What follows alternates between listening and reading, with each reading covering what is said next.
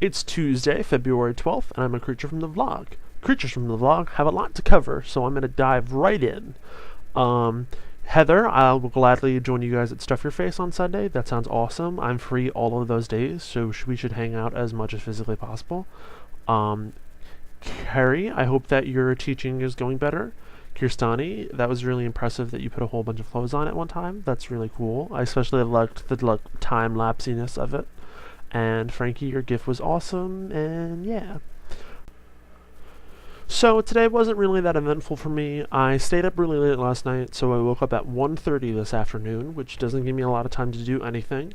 And at around 5:30, me and my family went to Houlihan's for my family birthday dinner, which was nice. My parents hadn't been to Houlihan's for a very, very long time, so now that they've discovered that it's a good place to eat, maybe it's another restaurant that my family could potentially go to, considering right now our options are Jose Tejas, which we only go to if all of us can go to, or the Edison Diner, which is a nice diner, but I'm not crazy about it, especially when the Park Ave is just as good and right down the street. So I'm excited about that. Sunday was my birthday, and thank you all for your kind birthday wishes. Me, Adam, Nikki, Jay, Amanda, and Melissa all went to Jose Tejas for dinner. And I had originally said I wanted to be at Tejas by 5:30, but we decided to leave by 5:30 because Nikki got out of work at 6. Nikki works at the Barnes & Noble in East Brunswick, and that's on Route 18. To get to Jose Tejas from Route 18, you take Route 18 and take the exit onto Route 1, which is very simple, except apparently for Nikki, who I know has trouble driving to places that she doesn't know. And her GPS was apparently having an issue where she couldn't figure out how to put an address for Route 1. It was just trying to ask her, how to get to Route 1. So, it was an hour and a half wait because of fucking Jose Tejas. And when I went to tell them that we were going to be a party of 6, they said to me that they were going to sit us at a table meant for 5, but that they would just bring another chair and it would be fine. So, Nikki, after an hour and a half of time, is still not at Jose Tejas from a very short distance away. And I'm not really worrying too much about it, but the buzzer goes off and we go in, and somebody's on the phone thinking Nikki helping her because she needs to make a U-turn or something because she went too far or something. I don't know. I was never physically on the phone with her, so I don't exactly know what was happening with her. Well, they ask if our whole party is here, and I go, yeah, whatever, sure. And then the waiter pulls us aside and then counts us, and then counts only 5 and says, "Where's your 6th?" And I go, and I just lie, and I go, "Oh, she's smoking a cigarette, she'll be right in, it's fine." Actually, all people need to be physically in the building before we can seat you. If you guys want to go wait, we can wait for you, and then you can get a different table once another table is cleared up. And I just fucking waited an hour and a half, so I really wasn't into waiting another hour and a half to get another table. So I say to the guy, I was like, "Listen, I don't really want to pull this card, but it is my birthday today. If you'd like to see my ID, I can show it to you. I'm really not pulling that on my ass. It would be really helpful to me if you could just sit us. It would be a lot less stressful. She really is just outside smoking a cigarette." Once again, he doesn't need to know that that's not the case. Please, it would be really appreciated. Well, actually, we have a policy. Okay, you already said you were going to sit us at a table meant for 5. There is 5 of us. There really isn't an issue about you seating 5 people at a 5-person table, even if one person is outside smoking a cigarette. Could you please sit us now? No, it's in policy.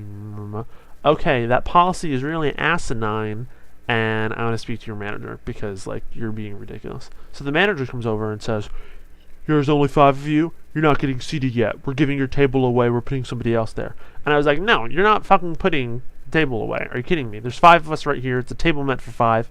What do you want me to do? I don't understand. Once she's finished with her cigarette, she'll come inside. What's the problem? I don't understand what the issue with this is." "Oh, well, our policy is..." "I don't care about your policy. Nobody cares about your policy. Your policy doesn't make any sense. I'm telling you, there's 5 of us here. Sit us. What's the issue?" So then somebody's on the phone with Nikki, and Nikki says that she's just going to go home. I don't understand why. So then we were like, fine, whatever, just sit the 5 of us. And he goes, all right, I'll sit the 5 of you. But if that 6th person comes in, they're not getting seated with you because I already told you like what the policy is. Yeah, buddy, fine, whatever, sure, sit us. So we sit down, and we were literally not even at the table for a minute, and somebody else gets on the phone with Nikki, and she's in the parking lot, having already parked her car. So then she comes in, and at this point, I'm like, I don't even give a fuck. I will take a chair from another table and put it at the table, and she will sit down. We don't need to talk to the manager. Adam ends up talking to the manager anyway, and he gives Adam an attitude, but eventually agrees to let Nikki sit at our table. And then from that point on, it was fine, but it was just an annoyance, and I was ready. I was about, let me fucking get thrown out of Jose Tejas my birthday, because it will not go down. The last time that I got thrown out of Jose Tejas, I will physically fight somebody. I was really steamed. But once we got to the table and everybody was there, Adam was really the one ranting about it at that point, and then I was like, this subject is now off limits. We are no longer talking about this. I invoke birthday rule. We're not talking about that again. So from there, it went pretty cool. We came back home and we watched a Cross the Universe, which I haven't seen forever because Skeet had that DVD forever, and nobody liked it.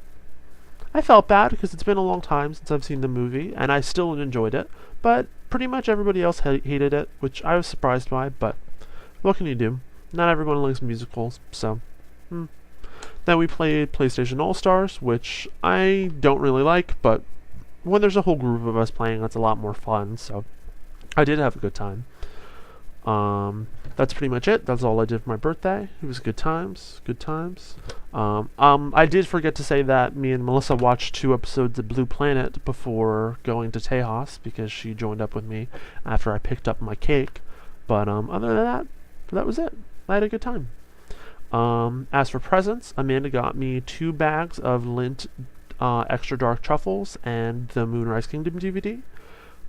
Melissa got me the Elegy Batwoman trade that I showed off the other week. Jay bought me a bottle of Orange Grey Goose and a $40 bar of Lush soap that I really like. Adam pre-ordered the next BioShock game for me, so when that comes out in March, it's going to come right to my house. And Nikki said that my present is in the mail, and I'm pretty sure that she got me the Doctor Strange trade that's out somewhere. So I'm excited about that. My parents are just giving me money for the trip in March, and my sister got me 2 basketball shorts. And when I said to my mother, hey, did you see what Ashley got me? She got me 2 oversized basketball shorts. She like flipped the shit that I didn't like him, and was like calling me ungrateful and blah blah blah blah blah. Comic books. I read Batgirl 12 this week because I was interested in it, because on the cover Batgirl is choking Batwoman, and I wanted to see why they were fighting, and it was really uninteresting why they were fighting, and the cover makes it seem like Batgirl is kicking Batwoman's ass. Meanwhile, in the comic, the exact opposite happens. Batwoman, like, wipes the floor with her.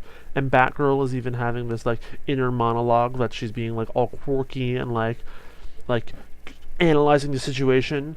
And then, like, Batwoman is just kicking her ass into the floor. So, I thought that was kind of weird. I guess it doesn't really do well to, like, show your superhero getting kicked in its ass by another superhero, so they needed to make it seem like she was actually being competent, but that really wasn't the case. I also read 62 and 63 of Old Time Birds of Prey, which was about Lady Shiva and Black Canary. Apparently they shared a sensei, and he was dying, so they both went to meet him, and he made them make vows about not, like, fighting each other, basically. And then they are both going after Cheshire because they think that Cheshire kills their master, but then she didn't actually really.